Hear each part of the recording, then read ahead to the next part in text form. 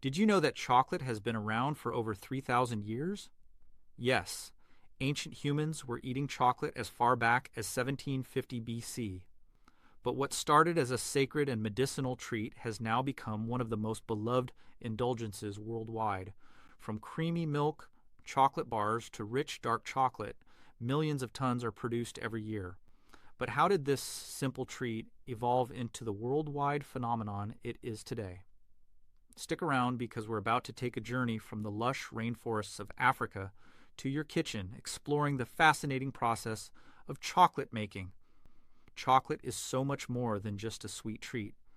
It's a cultural staple, a comfort food, and a symbol of celebration. But have you ever wondered how it goes from cacao pods on a tree to the chocolate bars we savor today? This journey starts in the heart of Africa, where chocolate's history began thousands of years ago. Today, chocolate is one of the most consumed foods worldwide, with companies shipping out more than 3 million tons every year. But the story behind chocolate is as rich and complex as its flavor. Let's dive in and explore how this delectable delicacy comes to life. The origin of cacao. Our story starts with the Mayans, ancient civilizations who were the first to discover the wonders of the cacao tree. But it wasn't their genius that led to this discovery, it was their location. The cacao tree thrives in very specific conditions, a temperature of around 25 degrees Celsius, 77 degrees Fahrenheit, and humidity of at least 80%. These conditions are met only in certain parts of the world, including the region where the Mayans lived. Even today, most of the world's cacao supply comes from this region, and the way it's harvested hasn't changed much since those ancient times. Cacao trees are delicate, and their cacao pods don't just fall to the ground on their own. To gather them, workers must manually cut each pod off the tree. Imagine doing this by hand under the hot sun. Sounds grueling, right? But that's just the beginning. Once the pods are harvested, the next step is to remove the precious cacao beans from inside the pods, which are coated in a sticky white pulp. This may not look anything like the chocolate we know and love, but these beans are about to undergo some serious transformation. The beans and their pulp are placed in special fermentation boxes, covered with banana leaves, and left to ferment for about 3 to 9 days.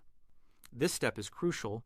It not only kills harmful bacteria and removes the white pulp, but it also gives the beans their signature brown color and unique chocolatey flavor. Without fermentation, we wouldn't get the chocolate we know today. Once the fermentation is complete, the beans are spread out in the sun to dry. This step removes moisture, helping to prevent the growth of fungi, bacteria, or mold. The drying process also helps deepen the flavor, making the beans taste even more like the chocolate we crave. After drying, the beans are ready to be shipped to factories around the world.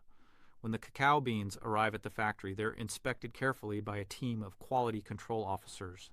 They cut open the beans to check for the right color and consistency.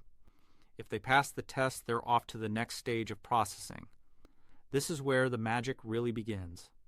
First, the beans are roasted. They're placed on screens and then in revolving cylinders where heated air is blown over them.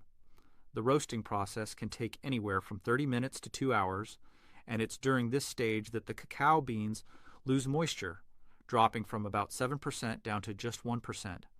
Roasting also triggers a chemical reaction known as the Maillard reaction, which develops over 300 different compounds, giving the beans their rich, deep chocolate flavor. Once roasted, the cacao beans are ready for the next step, separating the nibs from the shell. This is done using a machine called the winnower.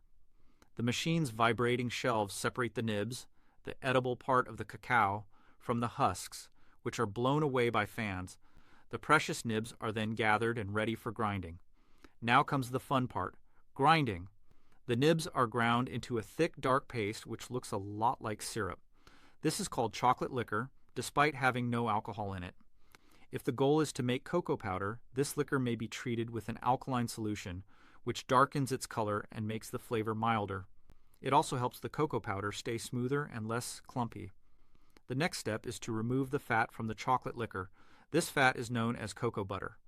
The cocoa liquor is pressed and the fat is extracted, leaving behind a solid material called pressed cake.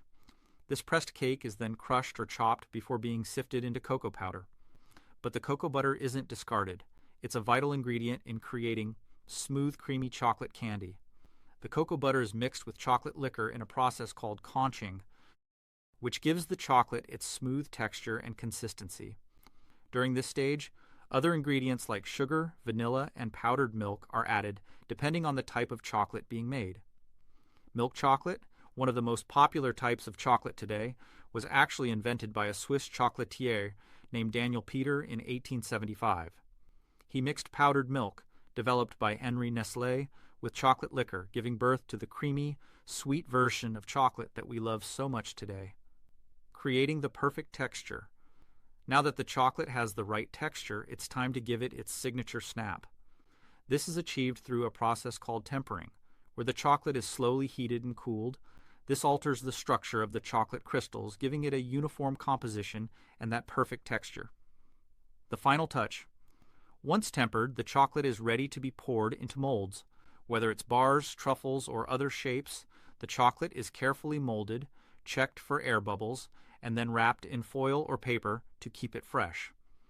This final product is ready to be shipped to stores around the world. From humble beginnings in ancient Mayan civilizations to the chocolate bars we devour today, the journey of chocolate is nothing short of incredible. What started as a sacred food is now a global industry worth billions of dollars. And next time you unwrap your favorite chocolate bar, you'll know just how much effort, skill, and time went into creating that perfect bite of heaven. If you loved learning about how chocolate is made, don't forget to hit that like button. Share this video with your friends who are just as obsessed with chocolate as you are.